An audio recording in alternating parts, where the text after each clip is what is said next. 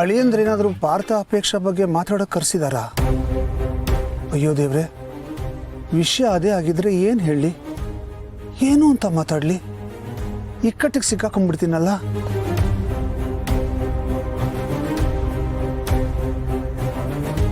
ಅಳಿಯಂದ್ರೆ ಏನೋ ಅರ್ಜೆಂಟಾಗಿ ಬರೋಕ್ಕೆ ಹೇಳಿದ್ರಿ, ಏನು ವಿಷಯ?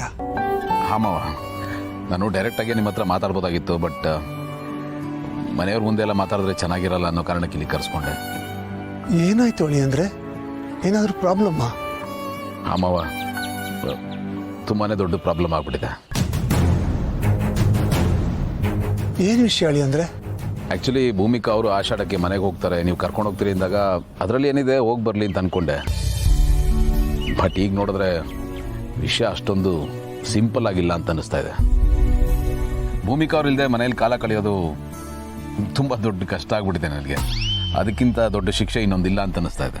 ಓ, ಇದಾ ವಿಷಯ? ನಾನು ಏನೋ ಅಂದ್ಕೊಂಡ್ಬಿಟ್ಟಿದ್ದೆ.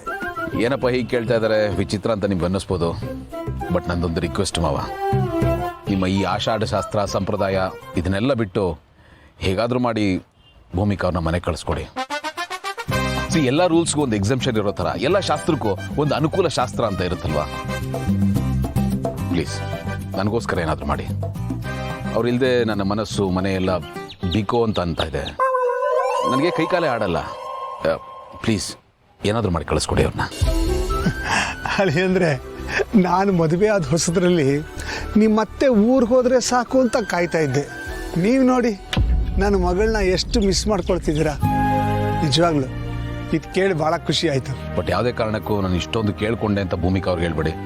ಅವ್ರಿಗೆ ಗೊತ್ತಾಗಿದೆ ಅಂತ ನನಗೆ ಗೊತ್ತಾದರೆ ನನಗೆ ಒಂಥರ ಅನಿಸುತ್ತೆ. ಪ್ಲೀಸ್. ಆಯಿತು, ನೀವು ಇಷ್ಟೊಂದು ಕೇಳ್ತಿದ್ದೀರಾ ಅಂದಮೇಲೆ ಮಾಡೋಣ ಬಿಡಿ. ಥ್ಯಾಂಕ್ ಯು ಸೋ ಮಚ್ ಬಾಬಾ. ಅತ್ತೇನು ನೀವೇ ಕನ್ವಿನ್ಸ್ ಮಾಡಬೇಕು. ಆಯಿತು, ಮಾಡೋಣ. ಒಟ್ಟಿನಲ್ಲಿ ನೀವು ನನ್ನ ಮಗಳ ಮೇಲೆ ಇಟ್ಟಿರೋ ಪ್ರೀತಿ ನೋಡಿ ಭಾಳ ಖುಷಿ ಆಗ್ತಾ ಇದೆ. ನೀವಿಬ್ಬರು ಗಂಡ ಹೆಂಡತಿ ಯಾವಾಗಲೂ ಹೀಗೆ ಇರಿ. ಪ್ರಥಮ ಈಗಲೇ ಹಿಂಗೆ, ಮುಂದೆ ಇನ್ನು ಹೆಂಗೋ. ನೀನು ಚಾಲೆಂಜಲ್ಲಿ ಗೆದ್ದಂಗೆ. ಅಂಕಲ್, ಅದೇನೋ ಪ್ರಥಮ ಅಂತ ಹೇಳಿದ್ರಲ್ಲ ಅಂಕಲ್, ಹಂಗಂದ್ರೆ ಏನು? ಐ ಮೀನ್ ಒಂಚೂರು ಎಕ್ಸ್ಪ್ಲೇನ್ ಮಾಡ್ತೀರಾ? ನಿಮಗೆ ಗೊತ್ತಲ್ವಾ ಅಂಕಲ್, ನನ್ನ ಕನ್ನಡ ಸ್ವಲ್ಪ ವೀಕು ಅಂತ. ಸರಿ ಹೋಯ್ತು. ಪ್ರಥಮ ವಿಘ್ನ ಅಂದರೆ ಸ್ಟಾರ್ಟಿಂಗ್ ಟ್ರಬಲ್ ಅಂತ.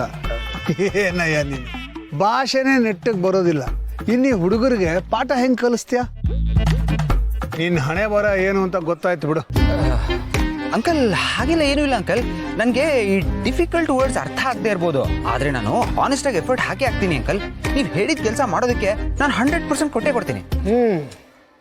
ನೋಡೋಣ. ನೋಡು, ಇಲ್ಲಿ ಕೆಲವು ಹುಡುಗರು ಫೇಲ್ ಆಗಿದ್ದಾರೆ, ಅವ್ರಿಗೆ ಎಕ್ಸಾಮ್ ಇದೆ. ನೀನು ಅವರು ಸರಿಯಾಗಿ ಗಮನ ಇಟ್ಟು ಓದಿ ಪಾಸ್ ಆಗೋ ಹಾಗೆ ಮಾಡಬೇಕು. ಆವಾಗ ನಾನು ನಿನ್ನ ಒಪ್ಕೊಳ್ತೀನಿ. ಅವರಲ್ಲಿ ಒಬ್ಬ ಫೇಲ್ ಆದರೂ ನೀನು ಫೇಲ್ ಆದಂಗೆ ಅನ್ನೋದು ನನ್ನ ಲೆಕ್ಕ. ನೆನಪಿರಲಿ. Okay uncle. ಆದರೆ ಅಂಕಲ್, ನಂಗೊಂದು ಸಣ್ಣ ಡೌಟ್ ಇದೆ ಅಂಕಲ್. ಏನು ಅದು ಅಂಕಲ್, ನೀವು ತುಂಬಾ ಎಕ್ಸ್ಪೀರಿಯನ್ಸ್ ಇರೋರು, ಎಷ್ಟೋ ಬ್ಯಾಚ್ಗಳ ಲೆಕ್ಕದಲ್ಲಿ ನೋಡಿರೋರು.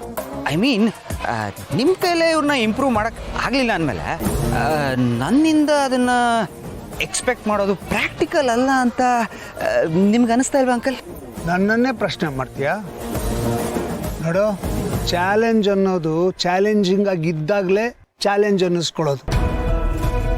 ಈ ಕೆಲಸ ನೀನು ಕೊಟ್ಟಿರೋದೇ ಅದಕ್ಕೆ, ನೆನ್ಪಿಟ್ಕೋ. Okay uncle, I am really sorry uncle. Sorry ನೀನೇ ಇಟ್ಕೋ. ನೋಡು, ನಾಳೆಯಿಂದ ನಿನ್ನ ಕೆಲಸ ಶುರುವಾಗತ್ತೆ. ಕೆಲಸದ ಸಮಯದಲ್ಲಿ ಅದಿರಬೇಕಿತ್ತು, ಇದಿರಬೇಕಿತ್ತು, ಅದಿಲ್ಲ ಇದಿಲ್ಲ ಅಂತ ಕಂಪ್ಲೇಂಟ್ ಮಾಡೋವಾಗಿಲ್ಲ. ಇಲ್ಲಿ ಏನು ಫೆಸಿಲಿಟಿ ಇದೆಯೋ ಅಷ್ಟರಲ್ಲೇ ನಿನ್ನ ಕೆಲಸ ಮಾಡಬೇಕು. Okay uncle. ಒಂದು ವೇಳೆ ನೀನು ಇದನ್ನೆಲ್ಲ ಕೇಳಿ ನಿನಗೆ ಭಯ ಶುರುವಾಗಿದ್ದರೆ, ಸೋತೋಗ್ಬಿಡ್ತೀನಿ ಅಂತ ಅನಿಸ್ತಾ ಇದ್ರೆ, ಇದನ್ನು ಇಲ್ಲೇ ಡ್ರಾಪ್ ಮಾಡ್ಬೋದು. ನಂದೇನು ಅಭ್ಯಂತರ ಇಲ್ಲ. ನಾನೇನು ಅಂದ್ಕೊಂಡಿದ್ದೀನೋ ಅದನ್ನು ನಾನು ಮಾಡ್ತೀನಿ. ಅಪೇಕ್ಷಾ ನಿನಗೆ ಸಿಗಲ್ಲ ಅಷ್ಟೇ. ಅಂಕಲ್, ನಾನು ಇದ್ರಲ್ಲಿ ಗೆದ್ರೆ ಅಪೇಕ್ಷಾ ನಂಗೆ ಸಿಗ್ತಾಳಲ್ವಾ ಅಂಕಲ್? ಮೊದಲು ನಾನು ಹೇಳಿದ್ದನ್ನು ಮಾಡಿ ಚಾಲೆಂಜಲ್ಲಿ ಗೆಲ್ಲು. ಮುಂದಿನ ಆಮೇಲೆ ನೋಡೋಣ. Okay uncle. ನಾನು ಎಲ್ಲಿದ್ದೆ? ಅದೇ ಅಂಕಲ್, ಫೆಸಿಲಿಟಿ ಎಲ್ಲ ಅನ್ನಂಗಿಲ್ಲ ಅಂತ ಹೇಳಿದ್ರಲ್ಲ ಅಲ್ಲಿದ್ರಿ. ಹಾಂ, ಯಾವ ಕೊರತೆನೂ ಹೇಳೋ ಹಾಗಿಲ್ಲ. ಹಾಗೆ ನಾಳೆಯಿಂದ ಈ ಪಾಶ್ ಬಟ್ಟೆಗಳನ್ನೆಲ್ಲ ಹಾಕೊಂಡು ಬರೋ ಹಾಗಿಲ್ಲ. ಒಬ್ಬ ಕಾಮನ್ ಮ್ಯಾನ್ ಥರ ಸೀದಾ ಸಾದಾ ಬಟ್ಟೆ ಹಾಕ್ಕೊಂಡು ಬರಬೇಕು. ನಾನು ಆವತ್ತು ಹೇಳ್ದಂಗೆ ಎಲ್ಲೂ ನಿಮ್ಮ ಅಣ್ಣನ ಹೆಸರು ಅವ್ರ ಪ್ರಭಾವನ ಯೂಸ್ ಮಾಡೋ ಹಾಗಿಲ್ಲ. ನೀನು ಮಕ್ಕಳ ಜೊತೆ ಮಕ್ಕಳ ಥರನೇ ಇರು. ನೀನು ಅವ್ರನ್ನೆಲ್ಲ ಚೇಂಜ್ ಮಾಡಿ ಅವರೆಲ್ಲರೂ ಪಾಸ್ ಆಗೋ ಹಾಗೆ ಮಾಡಿದ್ರೆ ನಾನು ನಿನ್ನ ಒಪ್ಕೋತೀನಿ. Okay uncle. ಯಾಕೆ ವಾಯ್ಸ್ ಒಂಥರ ಆಗೋಯ್ತು, ವಾಲ್ಯೂಮೇ ಇಲ್ಲ? ಯಾಕೆ ಭಯ ಶುರು ಆಗ್ಬಿಡ್ತಾ? ಆಗಿರಲೇಬೇಕು, ಹಾಗೆ ಆಗತ್ತೆ. ಹಾಗೇನಿಲ್ಲ ಅಂಕಲ್, ನಾನು ಇದನ್ನ ಮಾಡ್ತೀನಿ. ನೋಡ್ತಾ ಇರಿ, ನಾನು ಇದರಲ್ಲಿ 100% ಸಕ್ಸೀಡ್ ಆಗೇ ಆಗ್ತೀನಿ. ನೋಡೋಣ. ಹಾಲ್ ಟಿಕೆಟ್ ಸಿಕ್ಕಿದ ತಕ್ಷಣ, ಎಕ್ಸಾಮ್ ಬರೋದ ತಕ್ಷಣ ಯಾರೂ ಪಾಸ್ ಆಗ್ಬಿಡಲ್ಲ. ವ್ಯಾಲ್ಯೂಯೇಷನ್ ಆದಮೇಲೆ ಯಾರ್ಯಾರ ಹಣೆ ಬರಹ ಏನೇನು ಅಂತ ಗೊತ್ತಾಗೋದು. ನೀನು 100% ಎಫರ್ಟ್ ಹಾಕ್ಬೋದು, ಆದರೆ ಸ್ವಲ್ಪ ತಪ್ಪಿದ್ರು ನಾನು 0 ಸುತ್ತುತ್ತೀನಿ. 0% 0 ಆಗ್ಬಿಡ್ತೀಯ ನೀನು, ನೆನಪಿರಲಿ. ಹಾಗೆ ಇನ್ನೊಂದು ವಿಷಯ, ಈ ಕೆಲಸ ಎಲ್ಲ ಮುಗಿಯೋ ತನಕ ನಿನ್ನ ಅಪೇಕ್ಷೆ ನಡುವೆ ಮಾತುಕತೆ ಇರಬಾರ್ದು. ಇಲ್ಲಿಗೆ ಬಂದಾಗ್ಬಿಡ್ಬೇಕು. ಈ ಚಾಲೆಂಜಲ್ಲಿ ಈ ಕಂಡೀಷನ್ನು ಸೇರ್ಕೊಳ್ಳುತ್ತೆ. ಯಾವುದೇ ಕಾರಣಕ್ಕೂ ಇದನ್ನು ಮೀರೋ ಹಾಗಿಲ್ಲ.